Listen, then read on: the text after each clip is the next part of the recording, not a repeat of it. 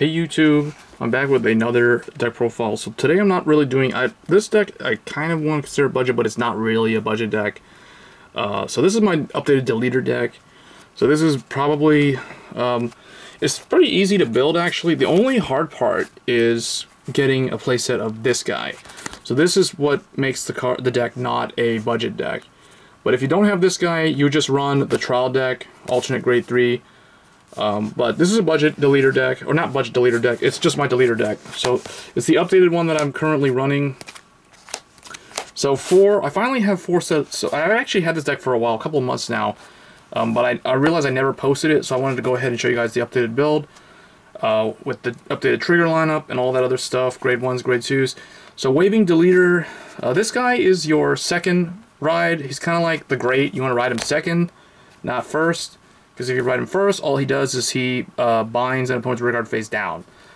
But he does have the effect, a continuous Vanguard effect, where the opponent's rearguards cannot move to other R, which means they can't, like, if they try to rush you early with a grade 1 in the front row, they can't move it back and then call a 2 in front of it. They can't do that as long as this guy's a Vanguard. So that's a pretty good skill, actually.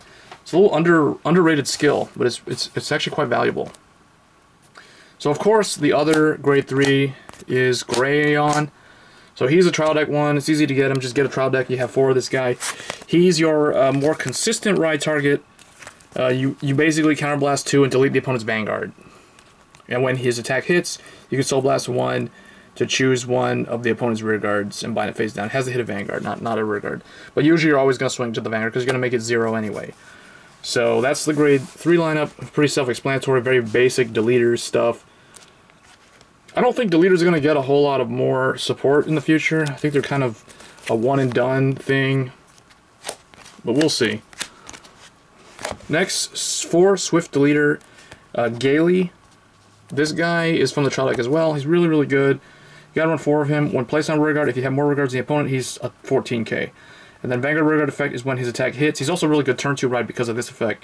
Soul Blast 1, choose one of the opponent's rearguards, bind it face down. If you could not bind a rearguard, because sometimes they won't want to call the rearguards in fear of you binding stuff. If you can't bind something, you can still pay the cost to draw a card. So that's really nice. That's just a very good utility card for Deletors. Or just Link Joker in general. But next I'm running 3 Hailing Deletor Alba. So during the battle it attacked if Elro, which is the other guy. So I'm running, I call them the twins. They don't even look like twins, but the left arm and right arm of the Deletors. So I run 3 of Elro and 3 of Alba. If Elro's on the field, this thing is a 14k rearguard, and they both have a drop zone effect where when you place the opposite one of these on a rearguard circle, you can pay a cost to call the other one. So for instance, if I call Elro from hand to rearguard circle, and this Alba is in the drop zone, I can Soul Blast 1 to superior call this card to rearguard circle. And likewise with this guy, he's a little bit different, so when I place Alba on the field, I can counterblast 1, and if this is in the drop zone, and superior call this from the drop zone. And Elro, in my opinion, is the better one, whereas Alba can hit for bigger numbers. Elro, if he hits the Vanguard, you can counterblast 1 to choose one of the opponent's rearguards and bind it face down. So he has more binding pressure, on-hit pressure capability. But the requirement is that Alba be on the field, so it's not like it's that consistent, which is the reason why I prefer running 4 of this guy over 4 of like this guy. So 3 of each because they have the ability to cycle each other back from the drop zone. But mainly 3 because I am running 2 of this guy. So 2 lie down, Deletor given. So if you don't have this guy, just run 4 of both, and then the deck still works perfectly fine. But this guy's in here for the Reese Stand play. It's kind of a gimmicky strategy. I've only seen myself ever use the effect 1 time. Most of the time I don't ever really need it because of the new trigger lineup. But anyway, what he does is at the end of the battle that it attacked, if the opponent's Vanguard is deleted, so meaning he doesn't have to hit, and he's only 9. They make him 9, otherwise he'd be pretty OP against a 0 Vanguard that got deleted. Put a total of 6 cards from your hand and rearguard into the drop zone, and then stand your Vanguard and it gets -1 drive. So it's just kind of there to help finish the opponent off. You really only want to try doing that if you know you can kill them that turn, if they're already at 5 and they didn't check any trigger and you need that extra Vanguard attack, then you can try for that play. Just know you're going to go heavy, heavy minus by doing that. You got to take, on average, it's usually like 3 rear guards and 3 cards from hand, or maybe 2 cards from hand and 4 rear guards, but that's basically your entire field. So, yeah, pretty heavy cost, but I wanted to see the cards in play, so I ran 2 of him. For grade 1s, 4 of the good Sentinel grade 1. So it helps you when you place it. If you have to ride it as a Vanguard, you get to draw and discard a card. And then 4, Ill Fate Deletor Drown. He's your countercharger. He also gets the ability to bind. So when your opponent's Vanguard is deleted, so basically he combos really well with either of the turns where you delete the Vanguard. Excuse me. So you put him in the Soul, which is nice because I think Alba uses Soul, and so does Geali. Choose one of the opponent's rear guards, bind it face down. If you have no face-up cards in your damage zone, countercharge 1. So he is particularly good with this guy because this guy has a heavy counterblast 2. So you can effectively turn that delete play into a counterblast 1 by refunding one of them. Next, another trial deck card. That's not a trial deck card, that's a rare. Both of these are rares. But this guy is a trial deck card. So 3 Ferment Deletor Gaen. So his rear guard effect, at the end of the battle, that he attacked a Vanguard, retire him and discard a card from hand. Then you draw a card and bind an opponent's grade 1 or less rear guard face down. So he minuses something from the opponent. He replaces himself by drawing you a card. You have to retire him.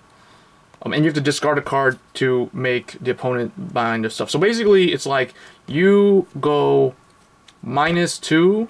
No, you go retire, draw, bind, or you discard and retire. So that's -2. Then you draw, so you're at -1, and then the opponent gets something bound, so they go -1.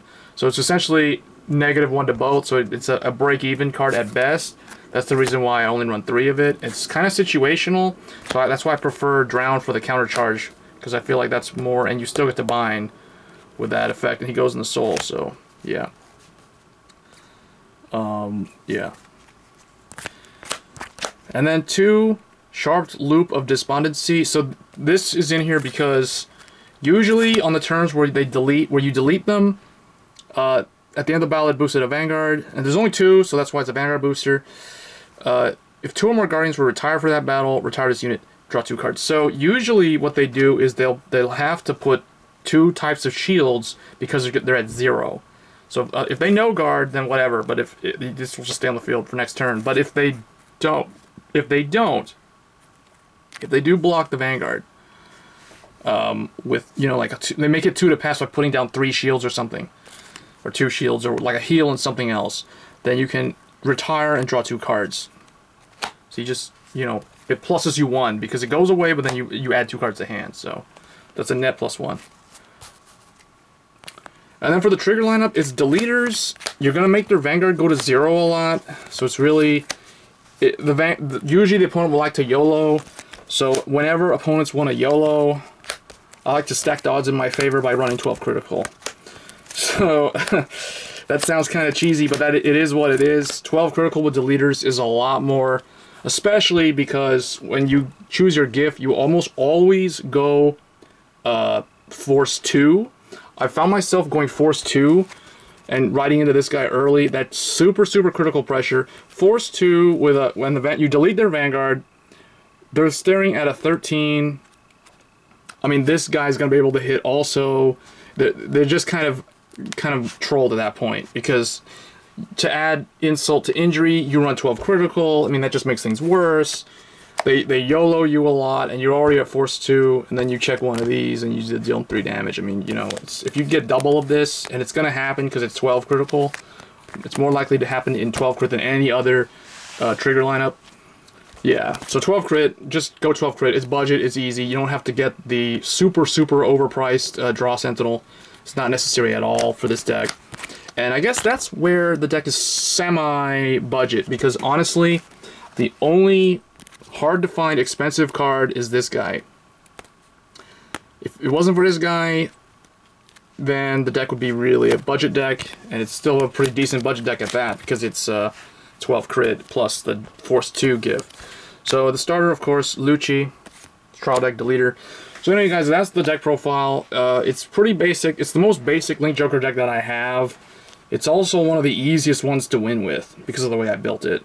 It's very troll. A lot of people who I play this deck against say that this is the most troll deck they've ever dealt with. Probably the only thing that's at this caliber of troll would be like Hyuga with Shirayuki, which Shirayuki's now restricted at 1, and then, you know, maybe Nubatama or something, or some gimmicky Jamio Kongo or whatever. Anyway, that's the deck profile. Hope you guys enjoyed the deck, and I will see you guys in the next one. Thanks.